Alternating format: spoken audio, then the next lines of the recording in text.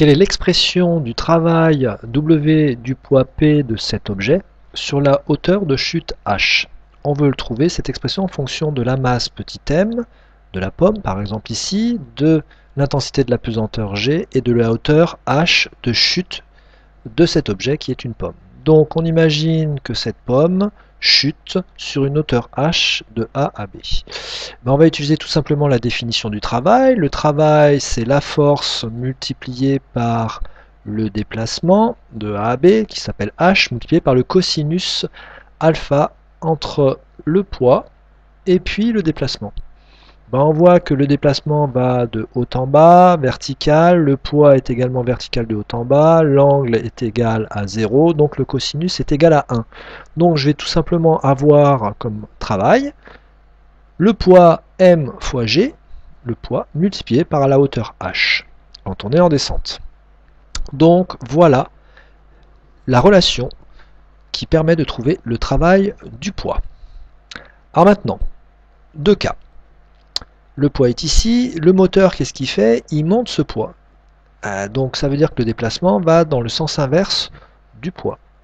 Donc le moteur, il doit fournir une énergie pour monter le poids, et donc le poids résiste à la montée. S'il résiste à la montée, ça doit apparaître dans le travail du poids en montée.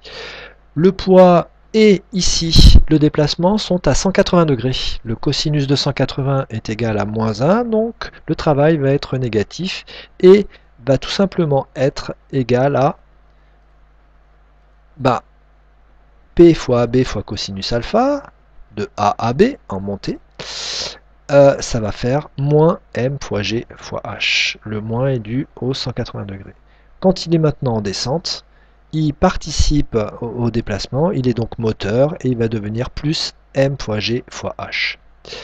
Donc, on va dire que le travail du poids, en montée ou en descente, on va mettre un plus ou moins, ça veut dire qu'on va choisir entre plus et moins quand on mettra la bonne relation mg fois h.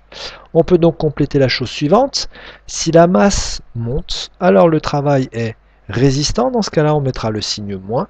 Si la masse descend, le travail est moteur, dans ce cas-là on mettra le signe plus. Vous pouvez donc faire l'exercice 12 et l'exercice 13 avec cette donnée-là.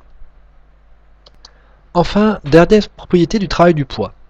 Quel est le travail du poids de cet objet qui descend? Il va descendre ici de A à B, d'accord, en faisant ce mouvement-là, sur une pente d'angle alpha. Et pour aller de A à B, en fait, il va descendre de la hauteur H. Là, j'ai représenté le poids. Alors, on va faire un petit calcul tout simple. Ici, vous avez l'angle alpha, vous avez un triangle rectangle, donc 90 degrés. Et donc ici, ça veut dire que vous allez avoir un angle de 90 degrés moins alpha. Dans ce cas-là, on va donner l'expression de travail du poids de A en B sur cette descente. Et bien on fait tout simplement le poids multiplié par la distance de parcours AB multiplié par le cosinus de 90 moins alpha. Ça va me donner ça. Alors on a un petit peu de trigo. Vous avez l'angle ici de 90 moins alpha. L'angle alpha est là, hein. 90 moins alpha, on tombe là et le cosinus il est là. Si on faisait le sinus du même angle, ici, eh ben on le trouverait ici. Et ce serait exactement la même chose. Donc, cosinus de 90 moins alpha, c'est la même chose que sinus alpha. Or, encore un petit peu de trigo, AB sinus alpha, dans ce triangle rectangle, on verrait que AB fois le sinus de alpha, c'est le côté opposé, donc en fait c'est H. Et donc W serait égal à MGH. Qu'est-ce que ça veut dire? Ça veut dire que si le poids parcourt ici la distance de A à B, il effectuerait exactement le même travail moteur que s'il descendait directement de A à B ici, puisque c'est MGH, ce serait ça. On va en déduire une loi générale. Le travail du poids de la masse M sur une hauteur H ne dépend pas du chemin parcouru.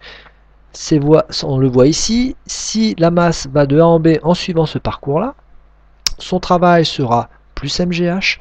S'il va de là à là directement en chutant, ce sera également plus MGH. Il ferait n'importe quel parcours en montant et en descendant, il irait toujours de A à B.